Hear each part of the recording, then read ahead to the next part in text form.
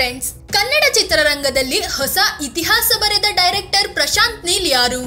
ಇವರು ಓದಿರೋದು ಎಷ್ಟು? ಸಿನಿಮಾ ಮಾಡಿದ ಅನುಭವವೇ ಇಲ್ಲದೆ ಡೈರೆಕ್ಟ್ ಆಗಿ ಡೈರೆಕ್ಷನ್ಗೆ ಇಳಿದಿದ್ದು ಹೇಗೆ? ಪ್ರಶಾಂತ್ ನೀಲ್ ಭಾಮೈದ ಶ್ರೀಮುರಳಿಗೆ ಮಾಡಿದ ಉಪಕಾರ ಏನು? ಇವರ ತಂದೆ ತಾಯಿ ಯಾರು? ಎಲ್ಲವನ್ನು ಈ ವಿಡಿಯೋದಲ್ಲಿ ಹೇಳ್ತೀವಿ. ಅದಕ್ಕೂ ಮುನ್ನ ನೀವಿನ್ನೂ ನಮ್ಮ ಚಾನೆಲ್ಗೆ ಸಬ್ಸ್ಕ್ರೈಬ್ ಆಗಿಲ್ಲ ಅಂದ್ರೆ ಈ ಕೂಡಲೇ ಆಗಿ ಪಕ್ಕದ ಗಂಟೆ ಗುರುತಿನ ಮೇಲೆ ಕ್ಲಿಕ್ ಮಾಡಿ. 1980 ಜೂನ್ 4ರಂದು ನೀಲ್ ಜನನ. ಪ್ರಶಾಂತ್ ನೀಲ್ ಫುಲ್ ಹೆಸರು ಪ್ರಶಾಂತ್ ನೀಲಕಂಠಾಪುರಂ ಅಂತ. ನೀಲಕಂಠಾಪುರಂ ಇವರ ಹುಟ್ಟೂರಿನ ಹೆಸರು. ಅದರಲ್ಲಿ ಜಸ್ಟ್ ನೀಲ್ ಮಾತ್ರ ತಗೊಂಡು ಪ್ರಶಾಂತ್ ನೀಲ್ ಅಂತ ಹೆಸರಿಟ್ಕೊಂಡಿದ್ದಾರೆ.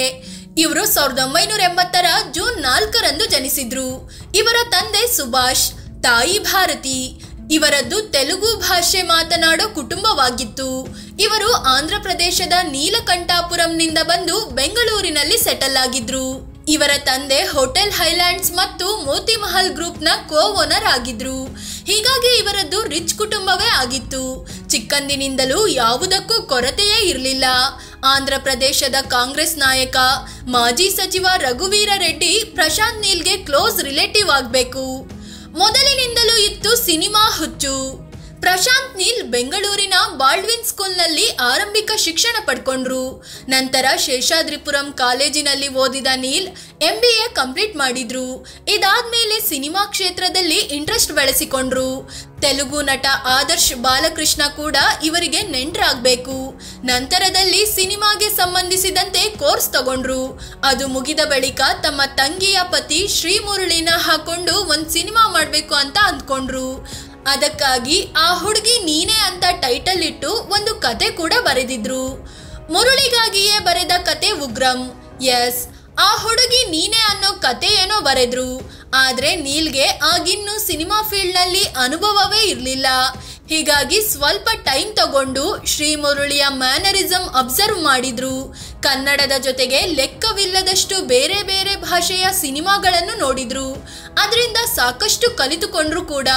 ನಂತರ ಉಗ್ರಂ ಕತೆ ಬರೆದು ಅದನ್ನ ಹಿಡ್ಕೊಂಡು ಶ್ರೀಮುರಳಿ ಬಳಿ ಹೋದ್ರು. ನಿಮ್ನ ಹಾಕೊಂಡು ಒಂದು ಸಿನಿಮಾ ಮಾಡ್ಬೇಕಂತ ಇದ್ದೀನಿ ಅಂತ ಅಂದ್ಬಿಟ್ರು. ಎದುರಿಗೆ ಇದ್ದ ಶ್ರೀಮುರಳಿಗೆ ಶಾಕ್ ಆಗಿತ್ತು. ಅನುಭವವೇ ಇಲ್ಲದ ಇವರು ಸಿನಿಮಾ ಫೀಲ್ಡ್ಗೆ ಬರ್ತಿದ್ದಾರಲ್ಲ ಅಂತ ಯೋಚಿಸಿದ್ರು. ಅದು ಅಲ್ಲದೆ ಆಗ ಮುರಳಿ ಸಾಲು ಸಾಲು ಸಿನಿಮಾ ಸೋಲುಗಳಿಂದ ಕಂಗೆಟ್ಟು ಹೋಗಿದ್ರು. ಹೀಗಾಗಿ ನೀವು ಬೇರೆ ಯಾರನ್ನಾದ್ರೂ ಹಾಕಿಕೊಂಡು ಸಿನಿಮಾ ಮಾಡಿ ಅಂತ ಹೇಳಿದ್ರು. ಆಗ ಪ್ರಶಾಂತ್ ನೀಲ್, ನಾನು ಈ ಸಿನಿಮಾ ಮಾಡ್ತಿರೋದೇ ನಿಮ್ಗೋಸ್ಕರ, ನಿಮ್ಮನ್ನ ಸ್ಟಾರ್ ಮಾಡ್ತೀನಿ ಅಂತ ಹೇಳಿದ್ರಂತೆ. ಹೀಗಂತ ವೀಕೆಂಡ್ ವಿತ್ ರಮೇಶ್ ನಲ್ಲಿ ಖುದ್ದು ಶ್ರೀಮುರಳಿಯೇ ಹೇಳ್ಕೊಂಡಿದ್ದಾರೆ. ಉಗ್ರಂಗೆ ಎದುರಾದ ಸಂಕಷ್ಟ ಒಂದೆರಡಲ್ಲ. ನೀಲ್ ಬೆನ್ನಿಗೆ ನಿಂತಿದ್ದೆ ಡಿ ಬಾಸ್ ದಚ್ಚು. ಎಲ್ಲ ಓಕೆ ಆದ ಬಳಿಕ ಸಿನಿಮಾ ಶೂಟಿಂಗ್ ಶುರುವಾಯ್ತು. ಆದ್ರೆ ಅನುಭವ ಇಲ್ಲದ ಕಾರಣ ಪ್ರಶಾಂತ್ ನೀಲ್ಗೆ ತುಂಬಾ ಕಷ್ಟವಾಯ್ತು. ಸಿನಿಮಾ ಇಂಡಸ್ಟ್ರಿಯಲ್ಲಿ ಇವರನ್ನ ನೋಡಿ ನಗೋಕೆ ಶುರು ಮಾಡಿದ್ರು. ಆದ್ರೆ ಶ್ರೀಮುರಳಿ ನೀಲ್ಗೆ ಸಾಥ್ ಕೊಟ್ರು. ಈ ಸಿನಿಮಾ ಶೂಟಿಂಗ್ಗೆ ಬರೋಬ್ಬರಿ 4 ವರ್ಷ ಬೇಕಾಯ್ತು. ಶೂಟಿಂಗ್ ಎಲ್ಲ ಮಾಡಿ ಆದ ಬಳಿಕ ಸಮಾಧಾನ ಆಗ್ಲಿಲ್ಲ ಅಂತ ಮೊದಲರ್ಧ ಭಾಗವನ್ನ ರೀಶೂಟ್ ಮಾಡಲಾಯ್ತು. ಕೊನೆಗೂ ಸಿನಿಮಾ ಏನೋ ರೆಡಿ ಆಯ್ತು. ಆದ್ರೆ ಸಿನಿಮಾ ವಿತರಣೆಗೆ ಯಾವ ಡಿಸ್ಟ್ರಿಬ್ಯೂಟರ್ಗಳು ಮುಂದೆ ಬರಲಿಲ್ಲ. ಆಗ ಪ್ರಶಾಂತ್ ನೀಲ್ ಮತ್ತು ಶ್ರೀಮುರಳಿ ಬೆನ್ನಿಗೆ ನಿಂತಿದ್ದು ಡಿ ಬಾಸ್ ದರ್ಶನ್ ಮತ್ತು ಅವರ ತಮ್ಮ ದಿನಕರ್ ತೂಗುದೀಪ್.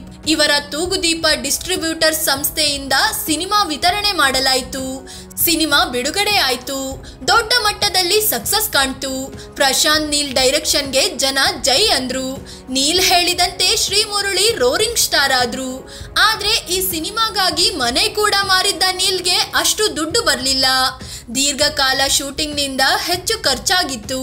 ಹೀಗಾಗಿ ಸಿನಿಮಾ ಹಿಟ್ ಆದ್ರೂ ಹಾಕಿದಷ್ಟು ದುಡ್ಡು ಬರಲಿಲ್ಲ. KGF ಮೂಲಕ ವರ್ಲ್ಡ್ ಫೇಮಸ್. ಉಗ್ರಂ ಸಿನಿಮಾ ಬಳಿಕ ಪ್ರಶಾಂತ್ ನೀಲ್ KGF ಸಿನಿಮಾ ಶುರು ಮಾಡಿದ್ರು. ಅದು ಕೂಡ ಒಂದು ಪಾರ್ಟ್ನಲ್ಲಿ ಮಾಡೋ ಪ್ಲಾನ್ ಇತ್ತು. ಆದ್ರೆ ಕತೆ ಕೇಳಿದ ಯಶ್ 2 ಪಾರ್ಟ್ಗಳಲ್ಲಿ ಮಾಡೋ ಐಡಿಯಾ ಕೊಟ್ರು. ಇದಕ್ಕೆ ಹೊಂಬಾಳೆ ಫಿಲ್ಮ್ಸ್ ದುಡ್ಡು ಸುರಿದಿತ್ತು. KGF ಪಾರ್ಟ್ 1 2018ರಲ್ಲಿ ರಿಲೀಸ್ ಆಗಿ ಬಾಕ್ಸ್ ಆಫೀಸ್ ಕೊಳ್ಳೆ ಹೊಡಿತು. ಇಡೀ ಭಾರತ ಚಿತ್ರರಂಗ ಸ್ಯಾಂಡಲ್ವುಡ್ ಕಡೆ ತಿರುಗಿ ನೋಡುವಂತೆ ಮಾಡ್ತು.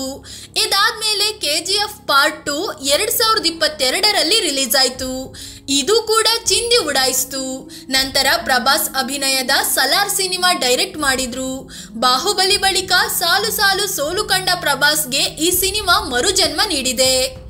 ಭಗೀರಾಗೆ ಸ್ಕ್ರಿಪ್ಟ್, ಸದ್ಯದಲ್ಲೇ ಮುರಳಿಗೂ ಸಿನಿಮಾ. ಶ್ರೀ ಮುರಳಿ ಮುಂದಿನ ಸಿನಿಮಾ ಭಗೀರಾಗೆ ಪ್ರಶಾಂತ್ ನೀಲ್ ಸ್ಕ್ರಿಪ್ಟ್ ಬರೆದಿದ್ದಾರೆ. Salaar part 2, KGF part 3 ಸಿನಿಮಾನು ಒಪ್ಕೊಂಡಿದ್ದಾರೆ. ಇದರ ಜೊತೆಗೆ ಜೂನಿಯರ್ NTRಗೂ ಸಿನಿಮಾ ನಿರ್ದೇಶನ ಮಾಡೋದಾಗಿ ಘೋಷಿಸಿದ್ದಾರೆ. ಈ ಸಿನಿಮಾಗಳು ಆದ ಬಳಿಕ ತನ್ನ ಭಾವ ಶ್ರೀ ಮುರಳಿಗೆ ಮತ್ತೊಂದು ಸಿನಿಮಾ ಮಾಡ್ತಾರೆ ಅನ್ನೋ ಮಾತುಗಳು ಕೂಡ ಹರಿದಾಡ್ತಿದೆ. ಒಟ್ನಲ್ಲಿ ಕನ್ನಡ ಮಾತ್ರವಲ್ಲದೆ ಭಾರತದ ಬಹುಬೇಡಿಕೆಯ ಡೈರೆಕ್ಟರ್ಗಳಲ್ಲಿ ನೀಲ್ ಕೂಡ ಒಬ್ಬರಾಗಿದ್ದಾರೆ.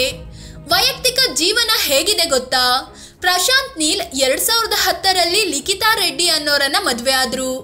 ಆಕೆಯನ್ನು ಪ್ರೀತಿಯಿಂದ ನಾನಾ ಅಂತ ಕರೀತಾರೆ ಪ್ರಶಾಂತ್ ನೀಲ್. ದಂಪತಿಗೆ 2 ಮಕ್ಕಳಿದ್ದಾರೆ. ಹೆಣ್ಣು ಮಗುವಿಗೆ ಸರಯು ಅಂತ ಹೆಸರಿಟ್ಟಿರೋ ನೀಲ್, ಮಗನಿಗೆ ರಯಾಂಶ್ ಅಂತ ಹೆಸರಿಟ್ಟಿದ್ದಾರೆ. ಇವರ ತಂದೆ ಸುಭಾಷ್ ವಿಧಿವಶರಾಗಿದ್ದಾರೆ. ಆಂಧ್ರದ ನೀಲಕಂಠಾಪುರಂನಲ್ಲಿ ಅವರ ಸಮಾಧಿ ಇದ್ದು ಪ್ರಶಾಂತ್ ಆಗಾಗ್ಗೆ ಅಲ್ಲಿಗೆ ಹೋಗಿ ಬರ್ತಾ ಇರ್ತಾರೆ. ಇನ್ನೊಂದು ವಿಷಯ ಅಂದ್ರೆ ಪ್ರಶಾಂತ್ ನೀಲ್ ಸ್ವಲ್ಪ ಎಣ್ಣೆ ಹೊಡ್ಕೊಂಡೇ ಕತೆ ಬರೆಯೋದು ಅಂತ ಹೇಳ್ಕೊಂಡಿದ್ದಾರೆ. ಫ್ರೆಂಡ್ಸ್, ಇದು ಚಿತ್ರರಂಗದ ಟಚ್ಚೇ ಇಲ್ಲದ ವ್ಯಕ್ತಿಯೊಬ್ಬ ಡೈರೆಕ್ಟ್ ಆಗಿ ಫೇಮಸ್ ಡೈರೆಕ್ಟರ್ ಆದ ಕಥೆಯನ್ನು ನಿಮ್ಮ ಮುಂದಿಡೋ ಪ್ರಯತ್ನ. ಪ್ರಶಾಂತ್ ನೀಲ್ ಜೀವನದ ಬಗ್ಗೆ ನಿಮಗೇನ್ ಅನ್ಸುತ್ತೆ? ಇವರು ಶ್ರೀ ಮುರಳಿಗೆ ಇನ್ನೊಂದು ಸಿನಿಮಾ ಮಾಡಬೇಕಾ? ಕಾಮೆಂಟ್ ಮಾಡಿ ನಿಮ್ಮ ಅಭಿಪ್ರಾಯ ಹೇಳಿ. ಅದೇ ರೀತಿ ನೀವಿನ್ನೂ ನಮ್ಮ ಚಾನಲ್ಗೆ ಸಬ್ಸ್ಕ್ರೈಬ್ ಆಗಿಲ್ಲ ಅಂದರೆ ಈ ಕೂಡಲೇ ಆಗಿ ಪಕ್ಕದ ಗಂಟೆ ಗುರುತಿನ ಮೇಲೆ ಕ್ಲಿಕ್ ಮಾಡಿ. ಧನ್ಯವಾದ.